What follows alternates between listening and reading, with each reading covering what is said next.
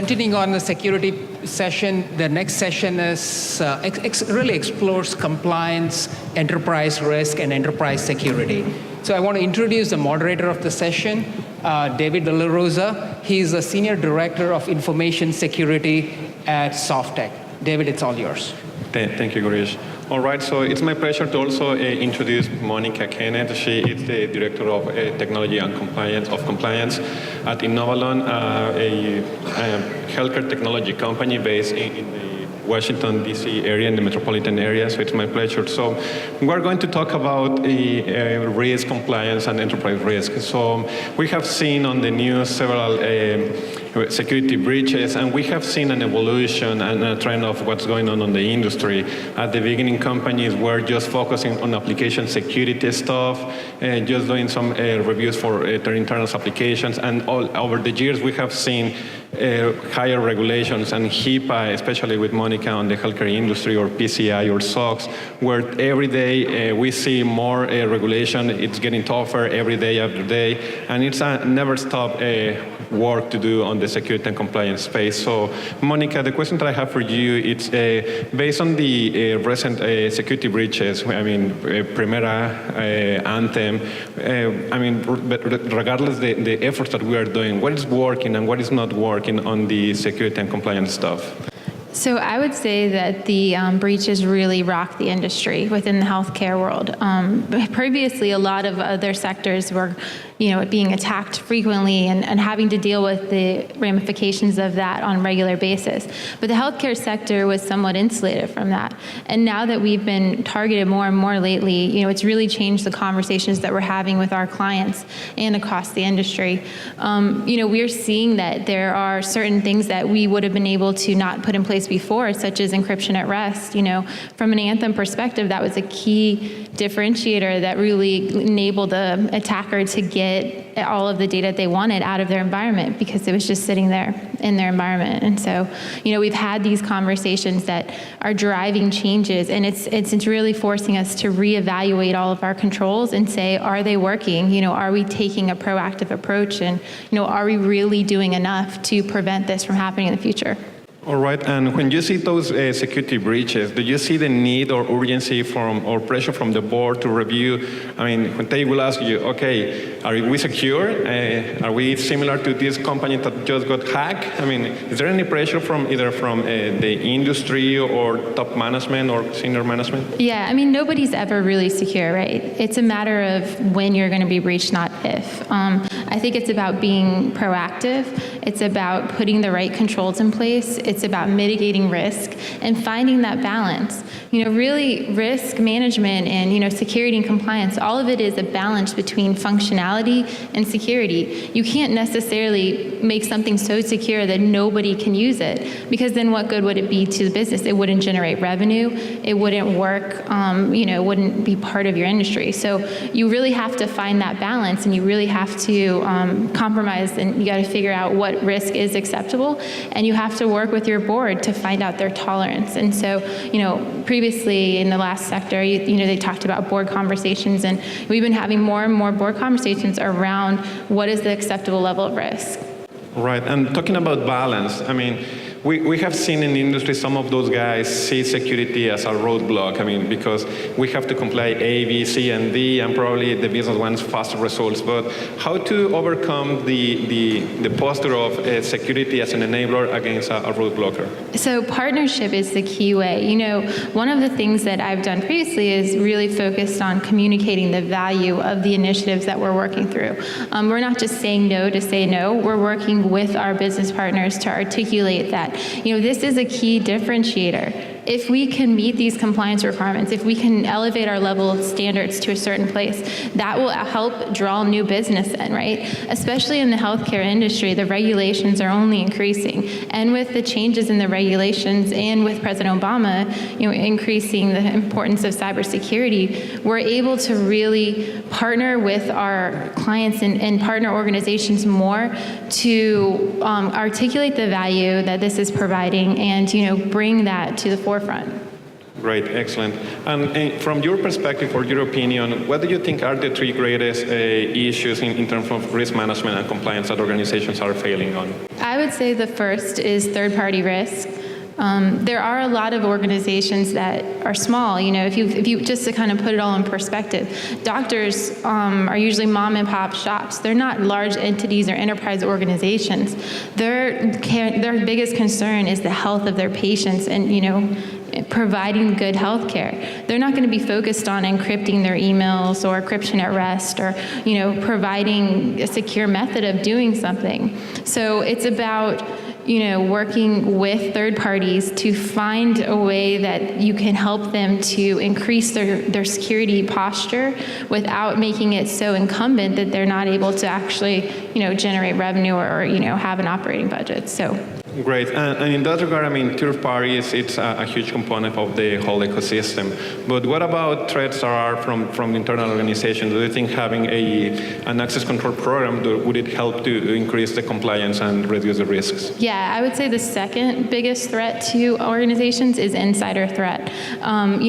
So many people are putting the right controls on the parameter around your network, and they're saying, we have all the things on this compliance checkbox, and we're good to go. But the truth is that if you're not evaluating, you're not creating a culture of compliance, and you're not getting your stakeholders within your organization to buy into it, you're not going to have an effective program. Insider threat is something that is real. It's something that we need to be proactive about monitoring it or putting programs in place to try to limit the risks associated with that. Great, and we have seen some organizations just focus on operational tasks such as data loss prevention or encryption or tokenization, but how important is to have a whole understanding of enterprise risk that comes from top management all the way down to the operational layers? Enterprise risk is key. It's something that's required for Sarbanes-Oxley and a lot of public entities, but I think it's how you frame it with your board and how you set it up within your organization that really is key.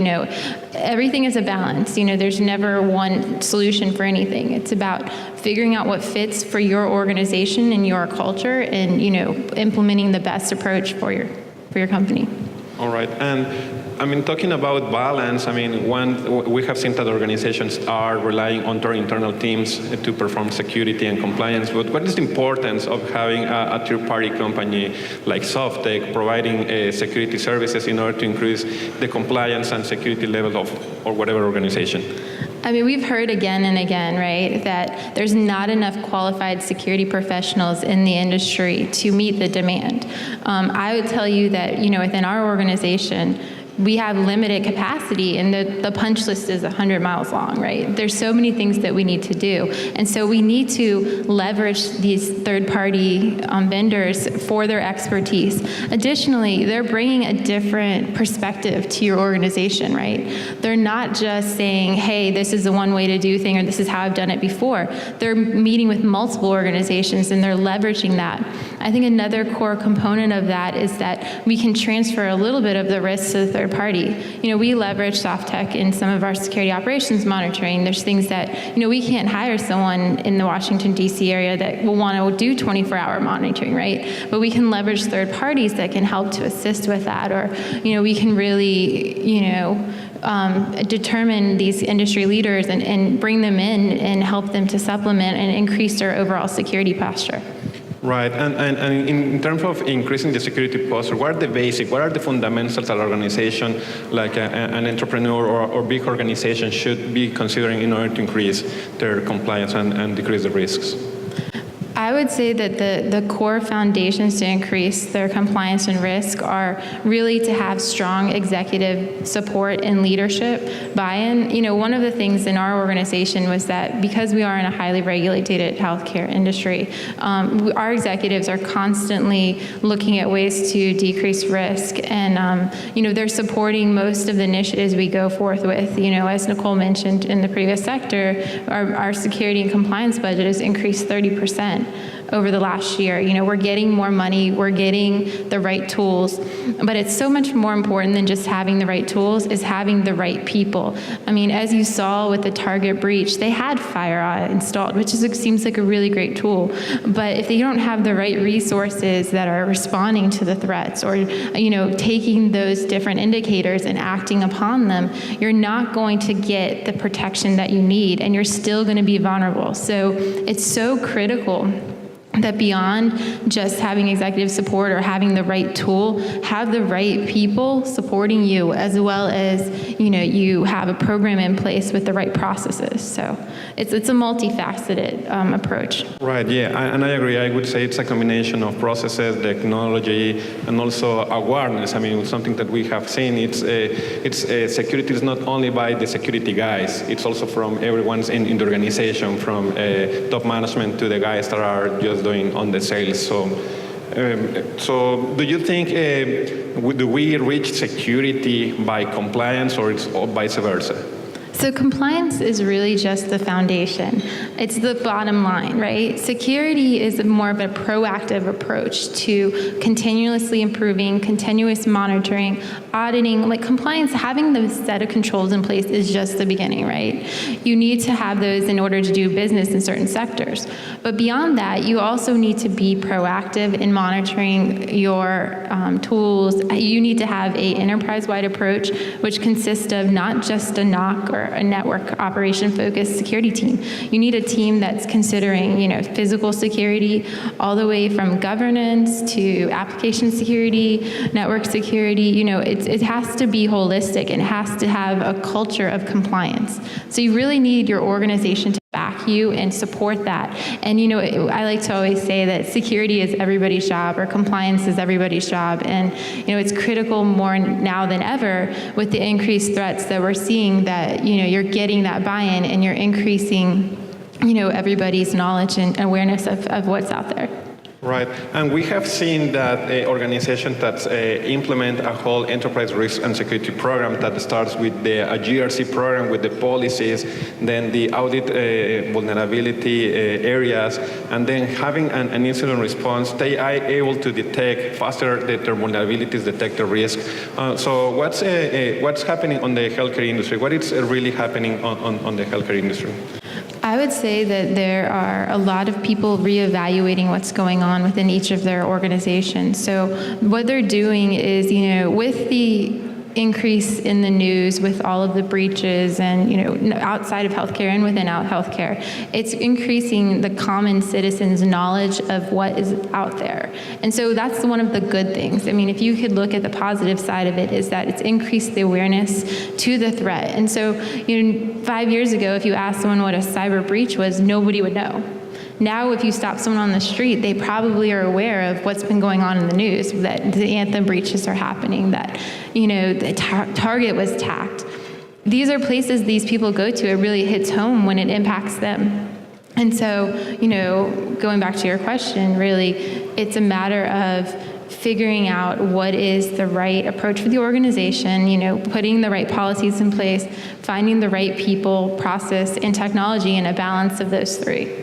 All right, and a couple of the last two questions. I mean, if you have, feel free to text to 82 to 408-650-5040, so for additional questions. So we have seen that large enterprises are installing eGRC tools. How do they take benefit from these tools in order to increase the security posture? So we've implemented Archer at our organization, and I would say that, it's something that is used across the enterprise. So everybody has a seat at the table. It's not just a technology tool. It's not just a security tool. It's something where you have legal, you have HR, you have, the operations teams that are relevant. Utilizing this as a central repository for all of your policies, all of your procedures.